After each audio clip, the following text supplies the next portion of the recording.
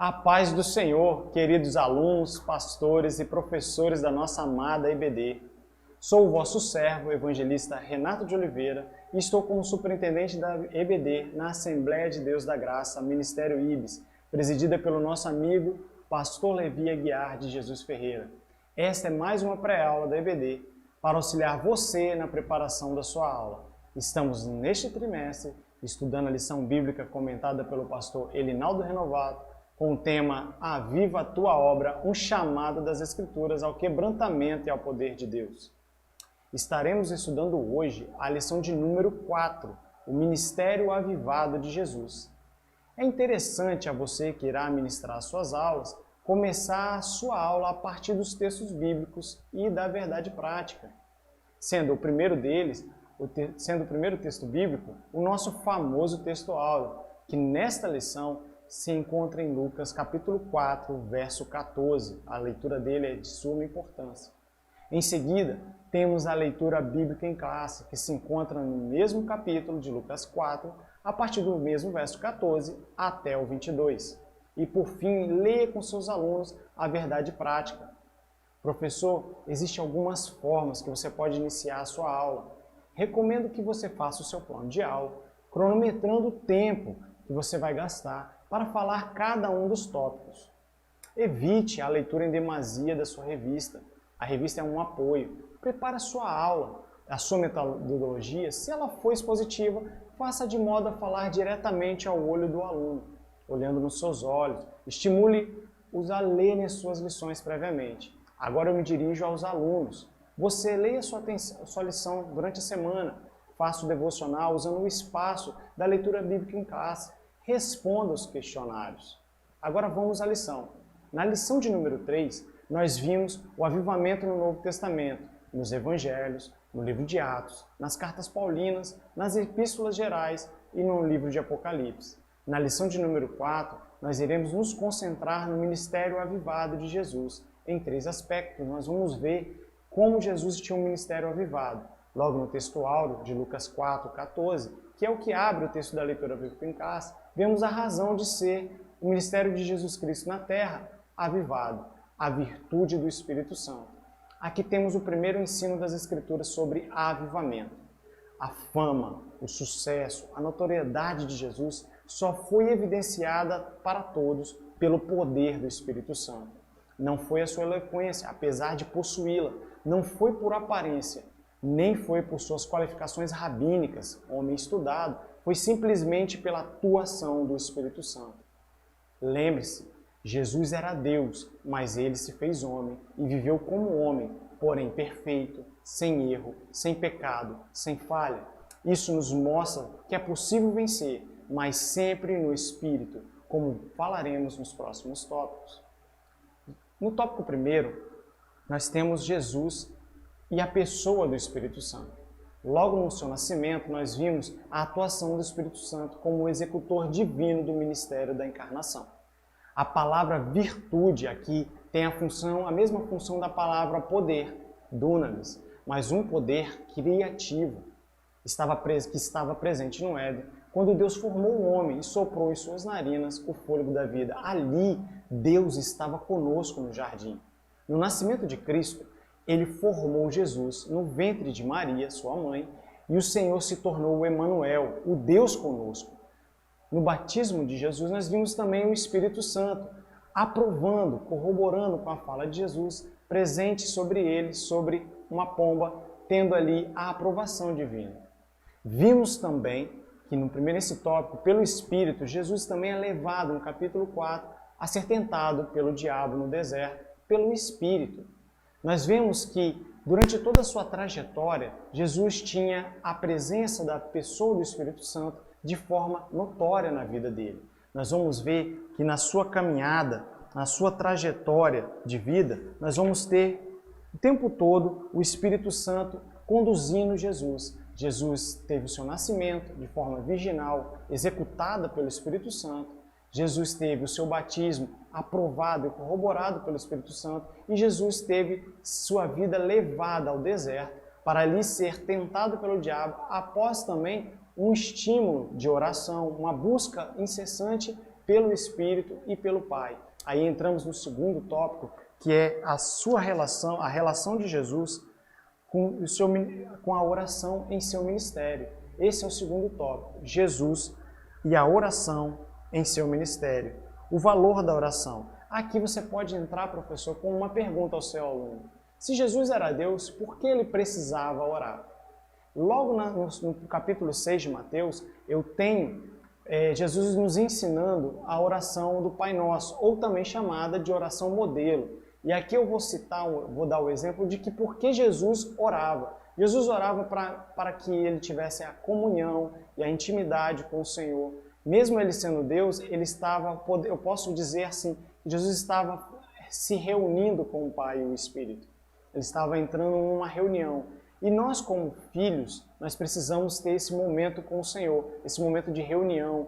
Todo o planejamento que nós vamos fazer, todas as situações que nós vamos colocar, nós precisamos nos aproximar do Senhor em oração, porque Ele é o que tem o controle das nossas vidas. Então nós temos que ir até Ele e colocar todas as nossas petições e necessidades diante dele. Nós temos isso porque Jesus orava e Ele fazia dessa mesma forma. Então Jesus orava, mesmo sendo Deus, para nos dar exemplo. E Ele nos deu exemplo em tudo. Nós vamos ver Jesus, nós podemos ver no segundo tópico, que Ele tinha uma vida de oração. Jesus, Ele ora para ter escolha dos seus discípulos. Ele ora por ser grato a Jesus, porque Jesus, por Deus, né, Ele escolhe orar a Deus, agradecer a Ele, porque Deus resolveu descer e resolveu se revelar aos humildes, aos pobres, aos pequenos, no envio dos 70 discípulos. Então, você vai ver que em todo momento Jesus vai orar. No momento de maior dificuldade, Jesus vai orar. Jesus vai orar para dar graças. Jesus vai orar o tempo todo. Jesus vai repreender através da oração. Jesus tinha uma vida de oração. No momento da transfiguração, nós vamos ver que Jesus ele se colocava sempre em oração. Ele convida alguns discípulos para orar e ele tem uma vida incessante de oração. Nós vimos nos evangelhos, no Evangelho de João especificamente, no capítulo 17, tem a oração sacerdotal. Oração essa que é omitida nos sinóticos, que acontece no Getsemane. A oração do capítulo 17 de João é a oração do Getsemane. É a oração em que ele deseja passar aquele sofrimento, mas ele resolve em oração também fazer a vontade do Pai. Então ele deixa a sua vida ser guiada através da oração. Então Jesus ele nos mostra que a oração, né, através da oração modelo, que ela foi o coroamento, né, de um estilo de vida.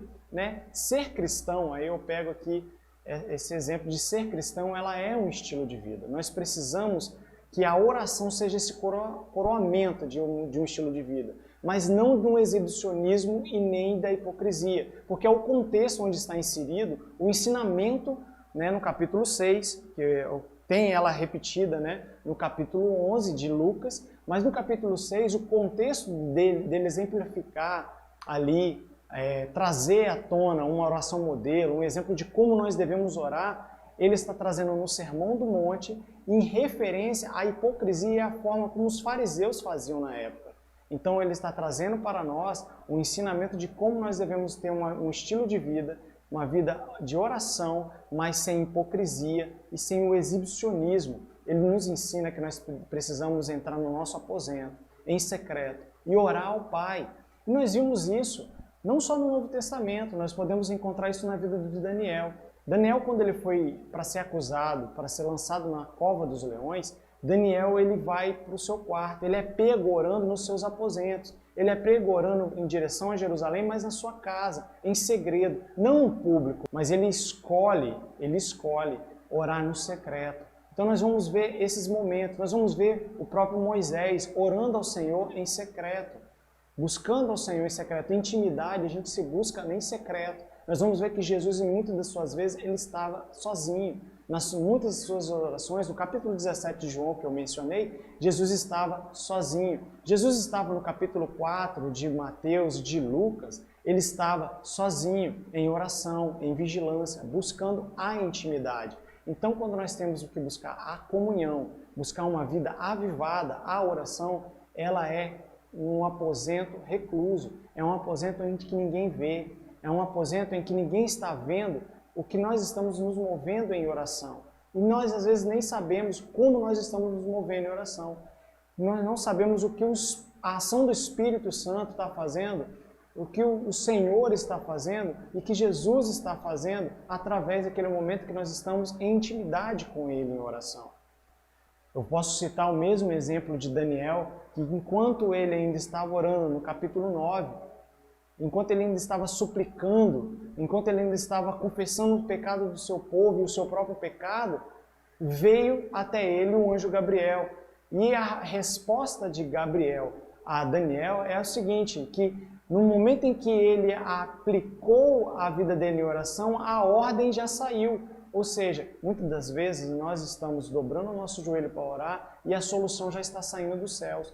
Não cabe a nós nesse momento, aí entra a questão da vigilância e da oração, não cabe a nós no momento de terminarmos a oração de questionar ao Senhor se Ele veio trazer a resposta. Não nos cabe, após uma oração intercessória, requerer de Deus a cura, o milagre. Nós precisamos entender que o agir de Deus, o tempo de Deus não é o nosso tempo. Ele não trabalha no tempo cronológico, ele trabalha fora do tempo. O tempo cronológico, o nosso tempo, está nas nossas mãos. Não está nas nossas mãos, está nas mãos do Senhor. Nós precisamos entender que o Senhor trabalha fora do tempo e é no tempo dele que ele age. E nós vimos isso na vida de Jesus. O tempo todo, Jesus ele não tentou apressar o seu ministério. O tempo todo, ele pregou a palavra, ensinou a palavra. E se necessário fosse ele ter com uma multidão, ele ia ter com uma multidão. Se necessário fosse ele pregar apenas para 70, ele pregava para 70. Se fosse necessário ele pregar para 12, ele pregava para 12. Se fosse necessário ele pregar para 1, ele pregava para 1. Nós vimos isso quando ele vai no capítulo 8 de João, em busca de uma única alma no tanque de Betesda. Nós vimos também no capítulo 4, do mesmo livro de João, que ele vai conversar apenas com uma mulher. Ele envia os seus discípulos para comprar na cidade, uma cidade que era controlada pelos samaritanos, de que os judeus não fariam essa compra. Aí você vai ver que Jesus começa a mudar paradigmas. Uma pessoa avivada, ela entra na história, ela entra na sociedade, ela vem para a igreja, não é para fazer rebuliço, não é para trazer confusão, mas é para quebrar paradigmas. E quando ele quebra paradigmas, e se ele está cheio do Espírito e ele é levado pelo Espírito, ele começa a fazer a mudança e a diferença. Nós vimos isso na vida de Jesus, quando nós temos na leitura bíblica em classe, que ele entrou na sinagoga e leu o Isaías 61, que ali dizia que o Espírito do Senhor era sobre ele. Isso me chama a atenção, que um crente avivado, o Espírito do Senhor está sobre ele, está na vida dele. Mas eu não posso ser um crente avivado se eu não tenho uma vida de oração, se eu não tenho uma vida de entrega, se eu não tenho intimidade com ele. E essa lição, ela nos ensina a buscar esses valores. E há três coisas importantes para uma vida avivada. Nós estamos estudando a vida de um dos maiores crentes avivados de todos os tempos. Nós temos que entender que por mais que o avivamento, nós vamos dizer, o avivamento veio em Atos capítulo 2, o avivamento ele veio antes. O avivamento chegou na vida de Jesus Cristo, porque o avivamento ele só pôde chegar em Atos capítulo 2 porque teve um encontro com Jesus, porque houve um encontro com Cristo, porque houve uma mudança de paradigma, porque houve uma mudança de pensamento, houve um arrependimento. Então, avivamento, eu volto a falar, tem que haver arrependimento. Nós falamos muito isso na lição de número 2. E durante todo esse trimestre, uma das palavras-chave para uma vida avivada é arrependimento. É o converter-se dos nossos maus caminhos. Então nós precisamos olhar para a vida de Jesus Cristo e para o seu ministério avivado, que dividiu a história no meio, que marcou a sua geração, que impactou uma geração, a ponto de pessoas ao longo dos séculos, ao longo que a igreja for avançando, morria diante de leões, que foram queimadas a fogo, até que então o evangelho fosse se expandindo e chegando até aos nossos dias. E hoje nós somos uma grande maioria no mundo inteiro. A igreja, ela é uma maioria no mundo inteiro. Porém, há algumas coisas que mudaram, há algumas coisas que se perderam. E é necessário hoje que haja um avivamento. É necessário que hoje haja uma mudança de novo de paradigma. Não precisa-se hoje levantar um novo Cristo. Não precisa-se hoje surgir um novo Cristo. Não. Para isso o Senhor deixou diretrizes, regras, instruções para a sua igreja. E disse que sobre a sua igreja as portas do inferno não prevaleceriam. Contudo, a tua igreja tem que ser guiada pelo Espírito, como foi. Em Atos capítulo 2, ela foi conduzida pelo Espírito Santo. Só que Jesus, por ter uma vida no Espírito, guiada pelo Espírito e uma vida de oração, quando Jesus ele ressuscita dos mortos, em João capítulo 21, ele vai fazer algo que é simbólico para a igreja nos dias de hoje. Antes da infusão do Espírito Santo sobre a igreja, em Atos capítulo 2, estavam os discípulos reunidos no cenáculo. Jesus chega até eles e sopra sobre eles o Espírito Santo. Naquele momento, Jesus estava selando a igreja de todos os tempos, não através dos discípulos, ele estava selando a igreja com aquele sopro, a vida, a restauração, a justificação. Porque assim como o Senhor Deus, no jardim do Éden, soprou nas narinas de Adão o Espírito, o fôlego da vida, Jesus agora estava assoprando sobre sua igreja o Espírito da vida, que trazia vida. E isso se referia ao Espírito Santo, que ele, no capítulo 15, ele vai dizer que ele não abandonaria a sua igreja, mas ele iria para o Pai, e de lá ele enviaria um outro Consolador. A palavra outro significa aquele que tem a mesma natureza, da mesma natureza ou da mesma espécie. Então, quando o Espírito Santo vem, é Jesus conosco, é Deus conosco, é o Espírito Santo da promessa, a qual nós somos selados, ao qual a Epístola Paulina aos Efésios vai dizer que nós somos selados pelo Espírito Santo e este é o penhor da nossa salvação, é o penhor da nossa herança em Cristo Jesus. Então, para uma vida avivada, nós precisamos ter o Espírito Santo sobre nós, nos guiando, nos conduzindo, nos levando, guiando os nossos passos e uma vida de oração, de intimidade em oração com o Senhor. Nós vimos que Jesus, na leitura bíblica em casa, ele tinha um costume de adentrar nas sinagogas. Não se sabe ao certo quando as sinagogas foram construídas. Alguns datam a construção das sinagogas nos 400 anos em que Deus ficou em silêncio com a nação de Israel. Outros remontam a criação das sinagogas na época de Daniel, ali no segundo cativeiro, quando o cativeiro babilônico surgiu, levando o restante do povo de Israel, no caso a tribo de Judá e Benjamim, para ser cativo no ano 606 por Nabucodonosor. Então alguns remontam a ideia da sinagoga nessa época, porque a sinagoga era uma espécie, não é servir apenas para cultuar, servia também para uma reunião, né? E para se ter uma construção de uma sinagoga, e aqui é um apanhado histórico para você, professor, para você, aluno, é que naquela época, para se formar uma sinagoga, você tinha que ter 10 pessoas.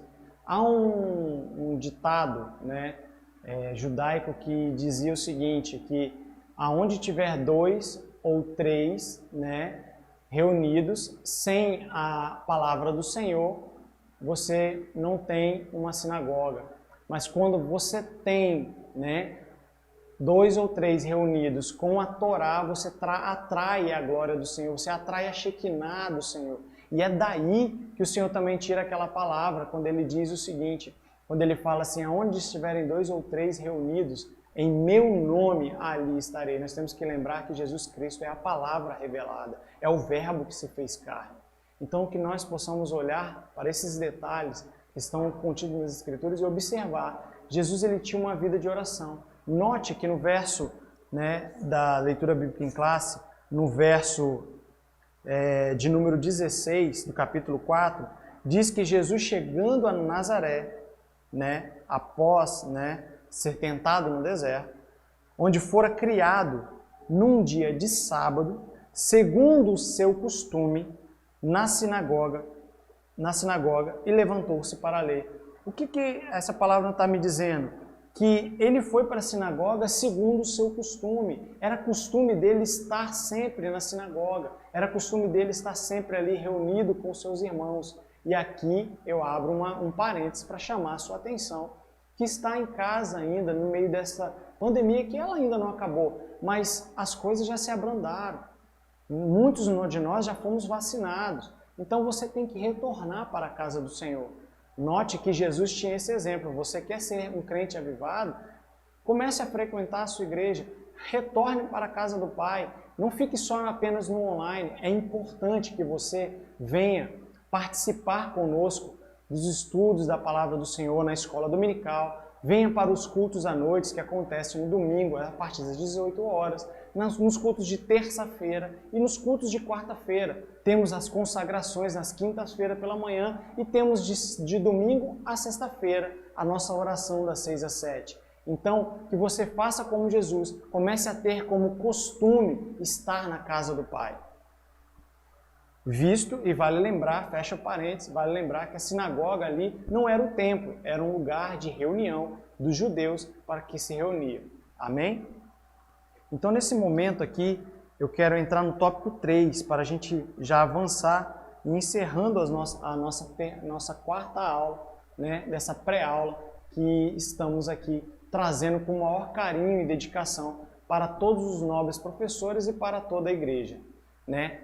Após o término da escola dominical de domingo que vem, na lição de número 4, nós estaremos liberando as lições, né, que nós estaremos enviando para os professores durante a semana. Então, após o ensino no domingo da IBD, nós estaremos postando a lição no grupo da igreja e enviando para todos os alunos. Assim como hoje, né, terminamos a escola dominical, e nós lançamos, né, a lição de número 3 para todos os alunos no grupo da igreja, divulgando para todos. Amém? Na lição no tópico de número 3, nós vamos ver um outro aspecto de um ministério avivado. A unção, uma vida de unção do Espírito. E aqui nós vamos ver o Espírito mais uma vez. É necessário para um crente avivado ter o Espírito Santo guiando as nossas vidas, uma vida de oração, uma vida de dedicação, uma vida de batalha, né, em oração, mas é preciso ter unção. Sem unção, nós não somos nada. É necessário ter unção. Mas como nós podemos adquirir a unção? Como nós podemos chegar a um nível de dedicação para alcançar a unção? Recentemente eu ouvi uma história de um jovem que havia se convertido na África. E ele foi impactado pela palavra do Evangelho. E quando ele terminou ali aquele impacto que ele recebeu da palavra, ele chegou ao pastor que estava ministrando e pediu uma coisa àquele pastor. Ele pediu uma igreja. Para nós, isso seria um absurdo. Mas aquele jovem pediu uma igreja.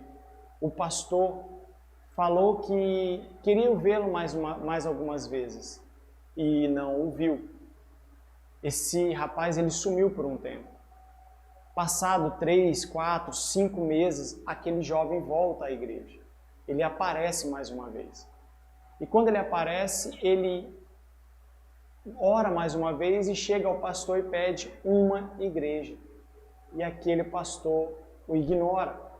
E aquele jovem, ele diz para o pastor que após ser questionado, mas você veio aqui há muito tempo, tem 6 meses e você não retornou mais, né? Possivelmente fazendo um julgamento de que esse jovem se desviou, ou esse jovem se afastou, abandonou. Como vem pedir, se converteu naquela vez, já se pediu uma igreja. O relato daquele jovem foi impressionante. O relato daquele jovem foi que ele seguiu o seu caminho após sair ali daquela igreja. Ele percorreu um caminho, ele andou por um vale, achou uma caverna e por ali ele ficou por 21 dias. E durante 21 dias ele pediu uma coisa ao Senhor. Se o Senhor tivesse falado com ele mesmo, se o Senhor tivesse o incomodado ele de tal forma mesmo, de que Deus tinha que revelar para ele se era aquilo que ele tinha que fazer, se ele pregava o Evangelho ou se ele abandonaria a pregação do Evangelho. Se ele assumiria a pregação do Evangelho e cuidar de um rebanho, ou ele foi buscar unção. E nesse propósito ele ficou. O que me chama a atenção é que ele não fez isso apenas um mês. Ele começou a colocar isso no próximo mês. E sempre buscando um pouco mais da unção, sempre buscando um questionamento do Senhor. Isso me chamou a atenção porque ele não buscou ficar só naquele momento em que ele se converteu. Ele no outro dia, ele na mesma hora, ele se impeliu em buscar mais, em buscar resposta, em se aproximar mais, em tentar entender um pouco mais. Nós vamos ver isso na vida de muitos homens de Deus no passado. Nós vamos ver isso na vida de Jesus, que em todo o tempo que a gente não via Jesus, ele estava orando, ele estava buscando intimidade, ele estava se aproximando de Deus. O resultado dessa história que eu contei foi que a igreja resolveu dar uma igreja para ele. O presbitério se reuniu e deu uma igreja para ele, localizada numa cidade pequena, numa cidade remota, onde havia apenas 5 membros. O que aconteceu é que a mensagem que impactou aquele jovem e a unção que ele buscava na vida de oração e orientado pelo Espírito, ele fez com que aquela igreja crescesse e se tornasse a maior igreja da sua região. De cinco membros, parece que a igreja cresceu exponencialmente de forma assombrosa. Ele passou a ter mais de 1.200 membros cerca de um ano depois. Mas o segredo dele não estava em fazer jejuns de 21 dias.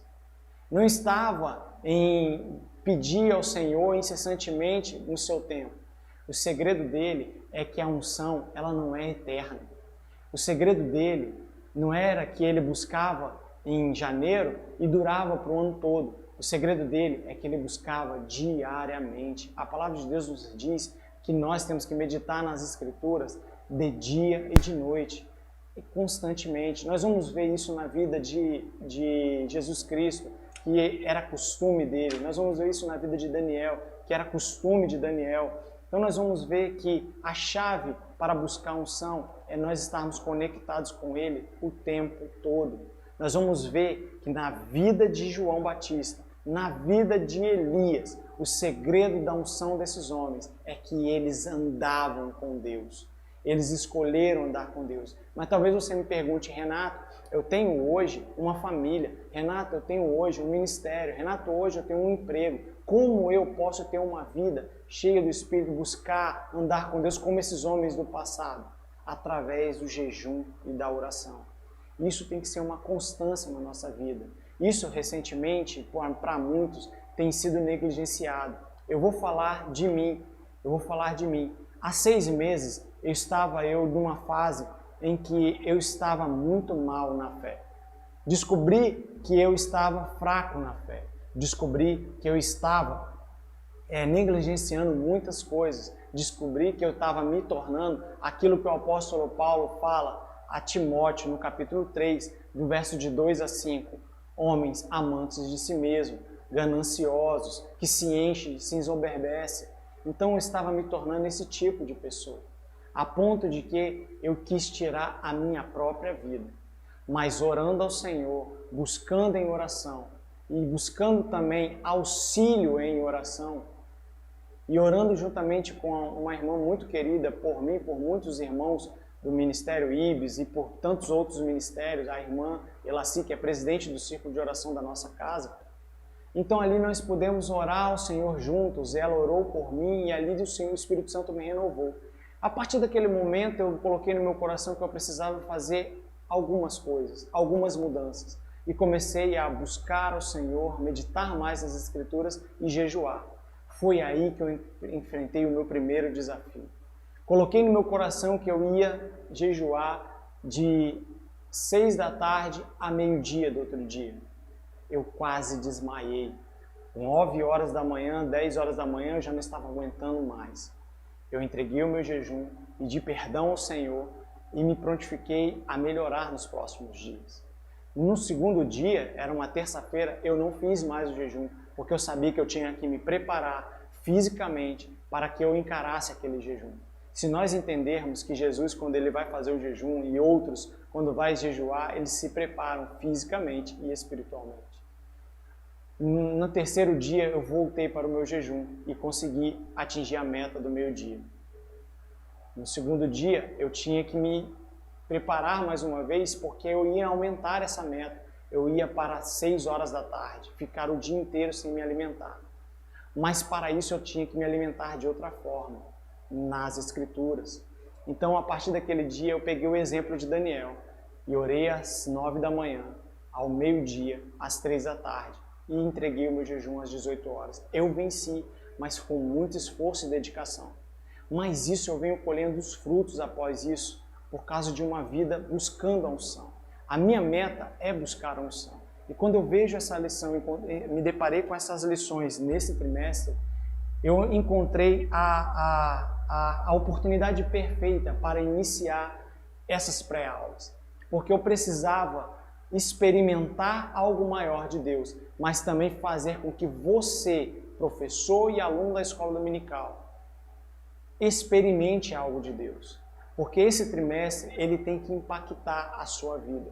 Porque esse trimestre já impactou a minha vida. Eu tive que preparar essas lições, ler essas revistas, como eu faço todo costume. Isso é uma dica que eu já apresento para todos os professores. Quando você pegar a sua revista, leia ela toda. Não leia apenas a lição que você foi escalado, a lição que você vai dar. Leia ela toda, leia como um todo, porque as lições são conectadas. Esse trimestre, esse novo currículo da CPAD, ele está conectado em todas as lições. Então, o trimestre passado, em que falamos sobre a preparação, do povo de Deus para os últimos dias, hoje nós estamos estudando sobre o avivamento, um chamado das Escrituras para o quebrantamento e o poder de Deus. Nós somos preparados para viver, no trimestre passado, os últimos dias. Agora, as Escrituras querem nos chamar para um quebrantamento e para o poder de Deus. E com exemplos assim, como o de Jesus Cristo, nós vamos vencer. Então nós temos aqui nesse tópico de número 3, a unção do Espírito na vida do obreiro. Nós precisamos que a unção do Espírito ela esteja na vida do obreiro. Muitos de nós, obreiros, exercemos liderança na área administrativa, em tantos outros aspectos, atividades de ensino, como este, o meu, e até mesmo na área da música cristã. A rotina, o comentarista coloca aí que a rotina às vezes se torna burocrática, mas o obreiro ungido sabe que o Espírito Santo renova as forças. Isso aconteceu comigo. Até mesmo da área da música. Por isso, é muito fácil, como o comentarista colocou aí, essas rotinas caírem de uma mera burocracia. E eu já falei que uma das coisas que o obreiro pode fazer para melhorar e buscar a unção, o comentarista ele coloca aqui, que é a edificação espiritual, por meio do louvor, uma vida piedosa. Por isso, o obreiro do Senhor não deve negligenciar a oração, o jejum, o estudo devocional da Palavra de Deus. Esses exercícios piedosos são o alimento espiritual diário e permanente de todo obreiro avivado na obra do Senhor. Então nós, obreiros da casa do Senhor, professores de escola dominical e toda a igreja de um modo geral, precisamos cultivar esse exercício piedoso, que o apóstolo Paulo vai dizer isso a Timóteo, exercitar a piedade. O que é piedade? É exatamente isso, buscar a coisa santa, buscar aquilo que é santo, buscar uma vida consagrada, buscar uma vida de jejum, uma vida de oração. Esses momentos, ele dá para fazer tanto o solteiro quanto o casado. É claro que nós temos uma recomendação para aqueles que são casados, que isso tem que ser de acordo com a sua esposa, ou com o seu marido. Então vocês têm que combinar, vocês têm que entrar em acordo, porque se vocês não entrar nesse acordo, as suas orações não são ouvidas. Então nós precisamos ter a nossa vida espiritual, alinhada com a nossa vida material, a nossa vida sentimental, para que tudo venha fluir. Então o obreiro ele precisa ter unção. E é importante que nós, nesses últimos dias, busquemos a unção. porque muitos se esqueceram da verdadeira pregação do Evangelho. Muitos pastores, preletores se esqueceram da verdadeira essência do Evangelho. Estão pregando pregações coach. E aí eu vou dizer que muitos de nós que estamos nos alimentando de algumas pregações, de algumas preleções, nós estamos buscando aquilo que massageia o nosso ego, e não aquilo que muda o nosso caráter, e não aquilo que nos exorta, e não aquilo que nos faz avançar na fé e de glória em glória, e viver os dias maus. Nós precisamos olhar para as Escrituras e ver que ela tem uma mudança para a nossa vida de dentro para fora. E queremos que a nossa vida seja mudada de fora para dentro. Queremos que o outro veja o nosso melhor. Então nós temos que ter um certo cuidado. Avançando, a unção do Espírito Santo na vida do crente, é o último subtópico, né? Que viver uma vida de unção, ela não é apenas para obreiros, não é um recurso exclusivo para alguns, ela é para todos. A unção, ela é reservada para todos. Lembre-se, Davi, ele não era rei quando ele tinha unção, quando ele buscava a unção, quando ele tinha intimidade com o Senhor. Ele não era rei quando o Senhor o escolheu e o ungiu. Quando Deus o ungiu, aí ele se destacou, mas ele já tinha a unção na sua vida. É necessário que nós busquemos a unção. E o interessante é que Jesus ele vem trazer isso, ele vem trazer a libertação dos cativos e oprimidos, né? Ele vem trazer a novidade de vida. Então tudo isso Jesus nos faz. Nós precisamos nos alimentar das coisas certas, nós precisamos aprender com Cristo, nós precisamos aprender que Cristo ele tem uma vida melhor para nós. Aí talvez você vai falar, mas que vida melhor é essa para mim e para você? Talvez você vai pensar, né, que uma vida melhor é que você, como filho de Deus, você precisa ter tudo, ter de todas as coisas, que você não pode padecer necessidade, que você não pode passar por luta, que você não pode passar por dor, que talvez a sua vida não está do jeito que você queria, porque talvez tenha um pecado oculto, porque talvez você está agindo de determinada forma, porque talvez você não é filho do Senhor. Lembre-se, aqui nessa lição nós vimos que Jesus foi tentado no deserto. E aqui eu vou abrir parênteses e vou encerrar essa lição com esse pensamento.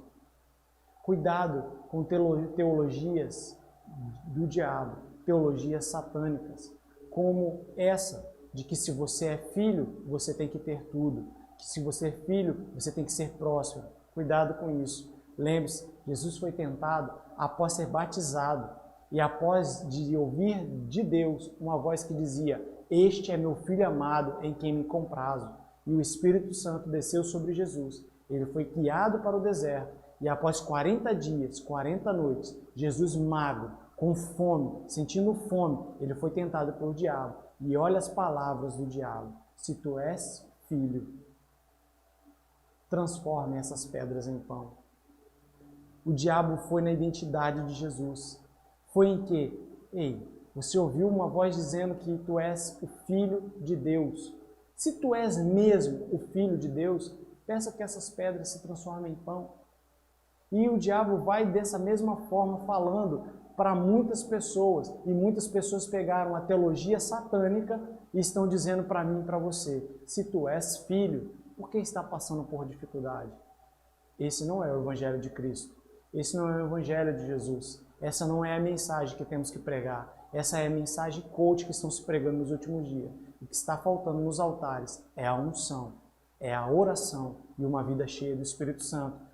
Mensagem é essa, vida é essa que nós encontramos em Jesus Cristo e em toda a igreja do primeiro século, numa igreja avivada. E nós encontramos isso também na vida dos pioneiros das Assembleias de Deus, na vida do movimento que trouxe o movimento pentecostal e na vida de muitos outros que nós encontramos por aí nesses últimos dias. Não posso generalizar, mas na maioria dos altares está faltando a unção.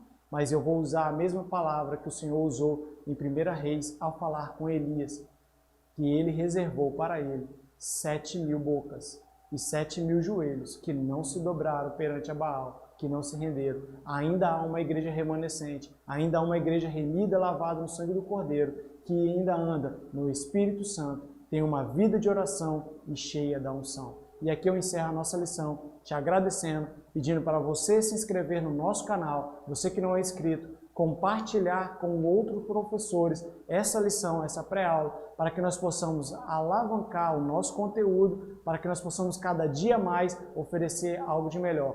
E em 2023 teremos mais novidades para o nosso canal. Fique agora com a nossa pré-aula de número 4 e nos chegaremos em breve à lição de número 5, onde nós estaremos estudando um pouco mais sobre as Escrituras, estaremos falando sobre o avivamento na vida da igreja. Aí nós estaremos falando sobre a vida da igreja. Então, tenha uma boa aula, prepare uma boa aula para o seu aluno e nos vemos na próxima pré-aula. A paz do Senhor e que fique com Deus. Amém.